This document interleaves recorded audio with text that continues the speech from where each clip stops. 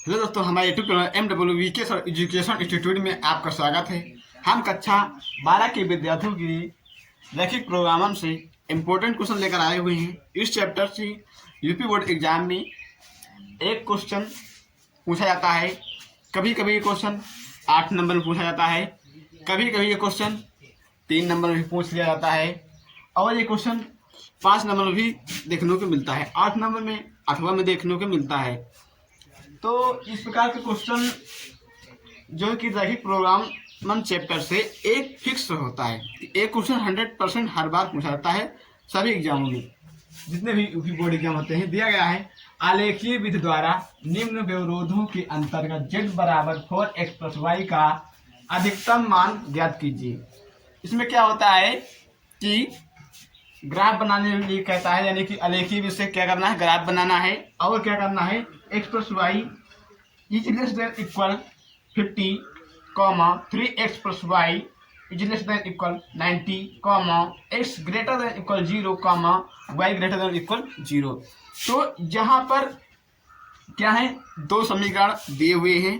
तो इस प्रकार से यहाँ पर कोई दूसरा समीकरण दे सकता है, लेकिन इस टाइप का एक क्वेश्चन आपको बोर्ड एग्जाम में हमेशा मिलता है। तो चलिए हम पहले अब इसको हल करते हैं। तो पहला समीकरण है x + y बराबर 50, इसको समीकरण नंबर 1 दे दिया। दूसरा समीकरण बना लेते हैं 3x + y बराबर 90, समीकरण नंबर 2। अब कैसा समीकरण ये दिख रहा है, आप लोगों ने क्लास 10 से हल करते चले आ रहे हैं कि इसमें क्या है, x + y यानी कि दो चर हैं। तो ये क्या है, इसमें दो चर हैं, तो यानी कि ये दो चर समीकरण है। तो हम दो चर समीकरण को हाई स्कूल में आप लोगों ने बहुत ही अच्छे तरीके से पढ़ा है। तो अब हम यहाँ पर क्या करते हैं कि ग्राफ बनाने के लिए हमको x और y को ये मान पता होना चाहिए, तभी हमारा ग्राफ कंप्लीट हो जाएगा। और जब ग्राफ कंप्लीट होगा तभी हम उससे बता पाएंगे कि उसके अंतर्गत अधिकतम मान ज्ञात किए, यानी कि z बराबर 4x + y का अधिकतम मान क्या है। तो ग्राफ तो हम समीकरण 1 से मान निकालते हैं, समीकरण 2 से मान निकालते हैं। तो हम मानते हैं कि जब x बराबर 0, समीकरण 1 से देखते हैं, इससे समीकरण 1 से देखते हैं, कहते हैं जब x बराबर 0 तो यहाँ पर पहला समीकरण है x + y बराबर 50। अब हमने x बराबर क्या माना, 0। तो जहां पर x है वहां पर क्या पुट करना है, वहां पर 0 पुट करना है। तो ये जाएगा 0 + y बराबर 50। तो y के मान हमको कितना मिला, 50 प्राप्त हो गया है। y के मान हमको 50 प्राप्त हो गया है। जब हमने x बराबर 0 पुट किया तो हमको y का मान 50 मिला है। अब हम क्या करेंगे, y का मान ज्ञात करेंगे। तो अब हम फिर मानते हैं जब y बराबर 0, जब y बराबर 0 तो अब हमने क्या किया, y बराबर 0 माना।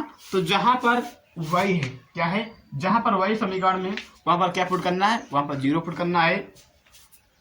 तो ये हो जाएगा समीकरण x + y बराबर 50 है। तो x + y के स्थान पर 0 पुट करना है, तो 0 बराबर 50। तो अब यहाँ पर x बराबर हमको प्राप्त हो जाएगा कितना, 50। x मान प्राप्त हो गया 50। अब हम देखते हैं कि यहाँ पर हमको समीकरण 1 से x और y के मान प्राप्त हो गए हैं। तो यहाँ पर जो बिंदु बन रहा है पहला, इसको क्वेश्चन में ले लेते हैं।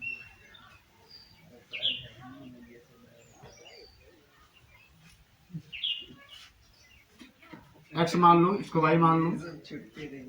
तो हमने जब x बराबर क्या रखा था, जब 0 पुट किया x बराबर, तो हमको क्या मिला है, तो 50 मिला है। उसके बाद में जब हमने y बराबर 0 पुट किया है तो x बराबर भी 50 मिला है। तो हमको x पहले समीकरण से दो बिंदु मिल गए हैं। पहला बिंदु मिल गया 0, 50, दूसरा 50, 0। हम क्या करते हैं, अब हम समीकरण 2 से एक्स वाई की मान निकालते हैं। तो समीकरण 2 हम करते हैं। समीकरण 2 है 3x plus Y, 3x plus Y बराबर 90। क्या है, 3x प्लस वाई बराबर 90 है। तो अब हम इसमें क्या करते हैं कि x बराबर 0 मानते हैं। जब x बराबर लिखेंगे कि जब x बराबर 0 तो यहाँ पर 3 इंटू जहाँ पर x है वहाँ पर 0 पुट करना है, तो 0 हो जाएगा प्लस का y बराबर 90। अब जब 3 0 को मल्टीप्लाई करेगा, जब 3 गुणा करेगा 0 को तो 0 हो जाएगा। तो क्योंकि जो 0 नंबर है किसी भी संख्या को मल्टीप्लाई करे तो उसका मान 0 प्राप्त होता है। तो 0 हो जाएगा 0 प्लस वाई बराबर 90। तो y बराबर हमको मिल गया है 90। क्या मिल गया है 90। अब y बराबर हमको 90 मिल गया है। अब हमको भी इसमें भी x का मान प्राप्त होना चाहिए। तो हम अब हम y बराबर 0 मानते हैं तब हमको x मान प्राप्त हो जाएगा। तो जब y बराबर 0 तो y बराबर 0 माना है तो यहाँ पर 3x प्लस y बराबर 90 है। क्या माना है y बराबर 0, तो जहाँ पर y है वहाँ पर क्या पुट करना है, वहाँ पर हमको 0 पुट करना है। तो जाएगा 3x प्लस 0 बराबर 90 हो जाएगा। अब इसमें 0 ऐड करोगे तो कुछ भी मान नहीं प्राप्त होगा। तो ये 3x है बराबर 90 हो जाएगा। तो 3x बराबर 90। अब ये 3 जो है इधर मल्टीप्लाई कर रहा है, जब इधर मल्टीप्लाई कर रहा है तो इधर जब पक्षांतर करेंगे, जो इधर गुणे में हो उधर भाग करता है, जो इधर जोड़ में होता है उधर जाता है माइनस हो जाता है, जो इधर माइनस होता है उधर जाता है तो प्लस हो जाता है। तो इसलिए ये क्या कर रहा है, इधर मल्टीप्लाई कर रहा है, इधर भाग करेगा तो x बराबर हो जाएगा 90/3। क्या हो जाएगा, x बराबर 90/3। इससे डिवाइड होगा तो 3 हो जाएगा 30, 3 3 9।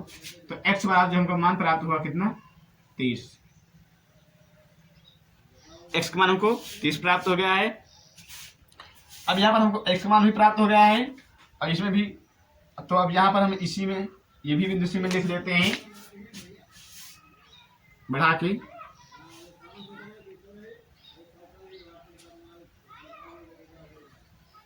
अब देखिए हमने जब हम क्या किए, यहाँ पर जब हम x बराबर 0 लिए, जब x बराबर 0 लिए तो y बराबर 90 प्राप्त हुआ है। जब y बराबर 0 लिया है तो x बराबर 30। अब हमको 1 2 3 4 हमको क्या हुए, हमको 4 बिंदु मिल गए हैं। अब हम इसको निर्देशांक ज्यामिति के जो आप लोगों ने क्लास 10th में पढ़ा होगा उसमें आप लोगों को चतुर्थांश पढ़ने को मिला होगा। तो ग्राफ आपको बनाना पहले से आता होगा क्योंकि आप लोग क्लास 10th पढ़ चुके हैं। एक क्लास 12 का सिलेबस चल रहा है। तो अब हम बनाते हैं।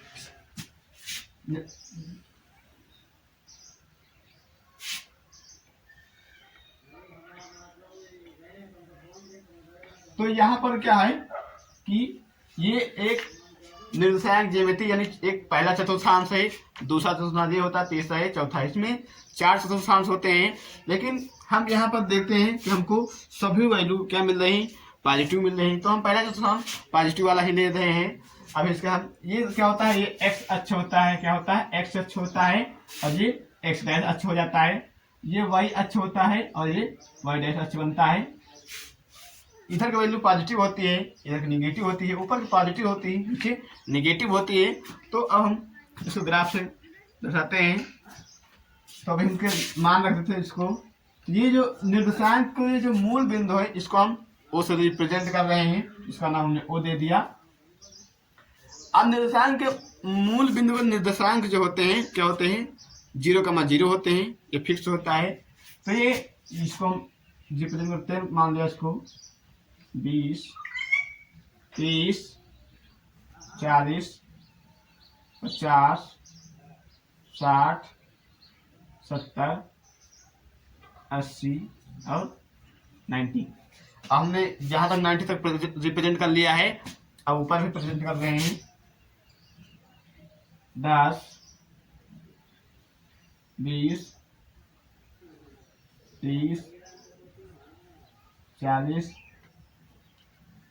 50, 60, 70, 80 और 90। तो अब हमने यहाँ पर बड़ा नंबर ले लिया। क्यों लिया है? क्योंकि हम देखते हैं कि ये 50 लिखा, 35 लिखा, तो इसलिए हमने 10 का बीच में गैपिंग करके यानी कि सीक्वेंस लिख दिया है समांतर क्रम में। सभी जितने में भी अंतर है वो सभी में 10 का अंतर यानी समान अंतर है। आपको जब यहाँ पर x का मान यदि 2 आ रहा है, y का मान 3 आ रहा है, इस प्रकार से आ रहा है, तो आपको यहाँ जो नंबर लिखना है तो 1 2 3 4 ऐसे डॉट डॉट करके ऐसे लिखना है। तो अब आगे हम इसमें क्या करते हैं कि यहाँ पर देखते हैं जब x बराबर 0 रखा तो y बराबर 50 मिला, x बराबर 0 तो y बराबर 50 मिला। तो हम अब y बराबर यानी y के अक्ष पर 0 देखते हैं, यहाँ पर x अक्ष पर 0 देखते हैं, तो ये x अक्ष है तो ये 0 पॉइंट हो जाएगा, यानी यहाँ आ जाएगा पहला। और फिर y इस पर 50 चला गया है तो y अक्ष पर 50 यानी 50 यहाँ है। तो इसका जो निर्देशांक बने मूल बिंदु बनेगा तो बनेगा 0,50। क्या बना? 0,50। अब फिर दूसरी स्थिति में x बराबर 50 अक्ष पर जाते हैं यानी 50 यहाँ हुआ है और y अक्ष पर 0, तो y अक्ष पर 0 हो जाएगा। तो ये इसका यहाँ बनेगा ये बनेगा 50,0 हो जाएगा। क्या हो जाएगा? 50,0। अब उसके बाद में हम ये क्या होता है कि ये एक हमने एक पहले समीकरण के 2 पॉइंट प्राप्त किए थे, तो ये पहले समीकरण का हो गया है। तो इसको हम इस बिंदु को आपस में मिला देते हैं।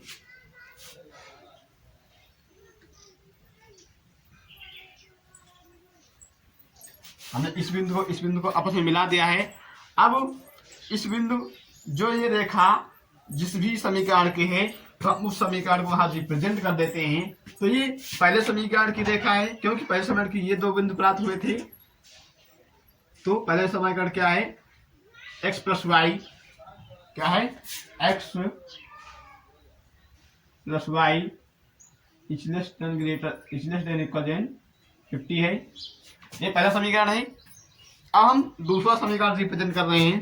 तो दूसरे खंड में जब हम x बराबर 0 लिया है तो y बराबर 90 प्राप्त हुआ है, यानी कि जब हम x पर 0 आएंगे तो y पर 90 आएगा, यानी यहाँ मिल रहा है हमको।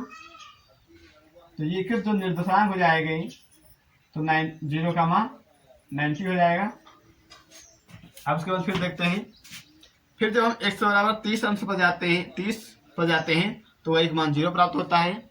जब y का मान 0 प्राप्त हो रहा है तो x अक्ष पर 30 पर यानी कि यहाँ मिल रहा है ये हो जाएगा 30,0 बिंदु प्राप्त हो गया।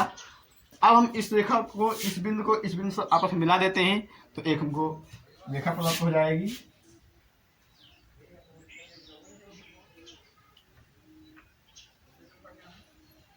ठीक है, आपको पटरी की सहायता से एकदम सीधी कील मिलाना है। तो अब हम इस रेखा के क्या करेंगे? समीकरण लिख देंगे। इस रेखा का क्या समीकरण है? 3x प्लस वाई क्या है? 3x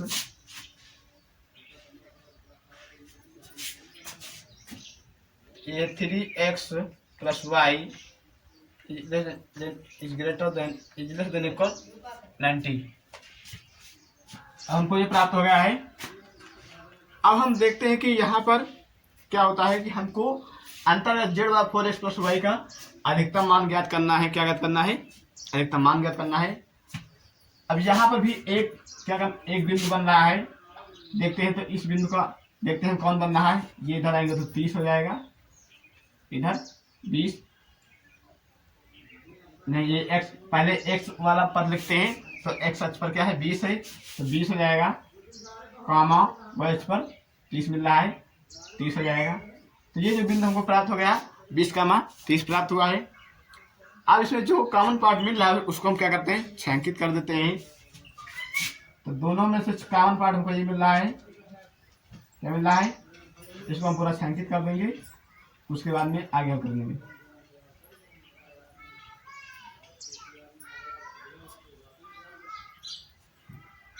इस प्रकार के क्वेश्चन आपको इसी प्रकार से लगाना है। इस चैप्टर में इसी प्रकार के आपके क्वेश्चन हैं सारे। अदर चाहे कोई क्वेश्चन नहीं है, आपको एक क्वेश्चन से पूरा चैप्टर क्लियर हो रहा है।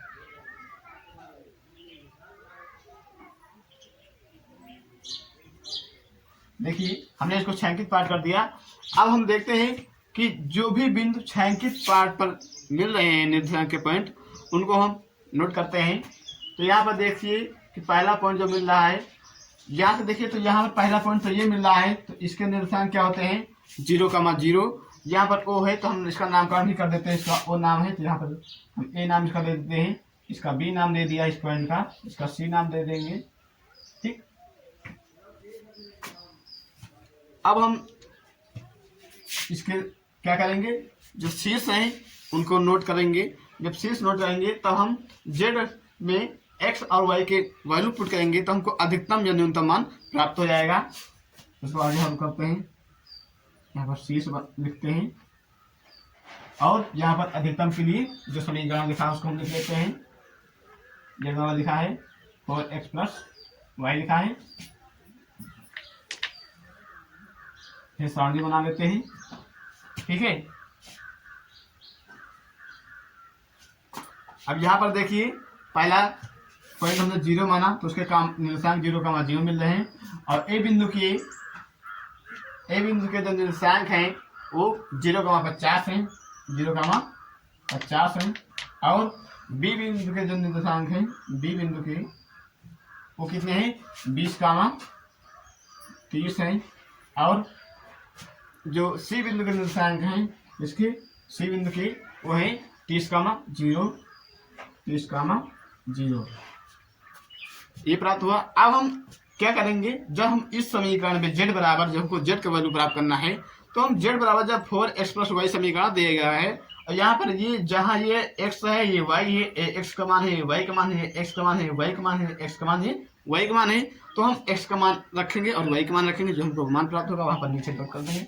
तो जब हम इस बिंदु से यहाँ पर 0 पुट करेंगे तो जब 4 गुणा 0 होगा तो उसका मान 0 हो जाएगा, फिर y का मान भी 0 है तो 0 ऐड होगा तो 0 ही रहेगा, तो इसका मान 0 प्राप्त हो जाएगा हमको। फिर जब हम y x बराबर 0 पुट करेंगे, y बराबर 50, तो जब ये 4 गुणा करेगा 0 से तो 0 हो जाएगा, प्लस में कितना रहेगा 50, तो यानी कि इसके बराबर 50 मिलेगा हमको ये।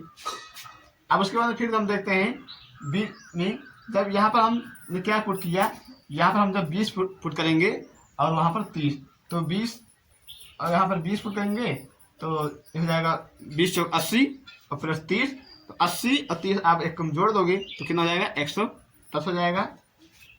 80 और 30 जोड़ो 110 प्राप्त हो रहा है।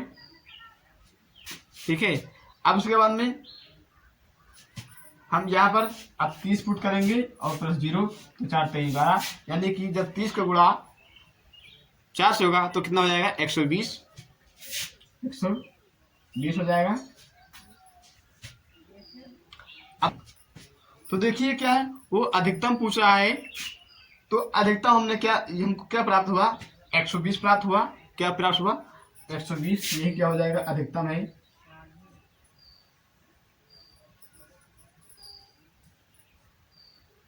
कितना 120 वाला जो निर्देशांक है वो कौन सा निर्देशांक है, सी नंबर है, यानी 30,0। तो हम लेंगे अतः अधिकतम बिंदु, देखेंगे अतः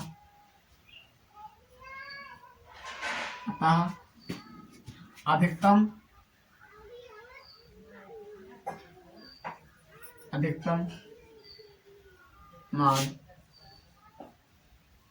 मान बिंदु, देखेंगे अधिकतम मान बिंदु सी पर 120 प्राप्त होगा। तो इस प्रकार से इस पर क्वेश्चन बहुत ही आसानी पूर्वक हल कर लेना है।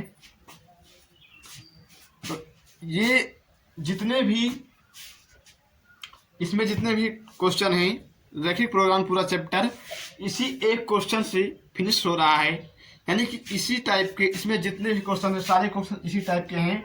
और इसलिए आपको एक क्वेश्चन ये तैयार करना है और इसी क्वेश्चन से आपको ये क्वेश्चन आपको 2 बार देखने को मिलता है, ये क्वेश्चन आपको 5 नंबर में भी देखने को मिलता है और ये क्वेश्चन आपको 8 नंबर में भी देखने को मिलता है अथवा करके।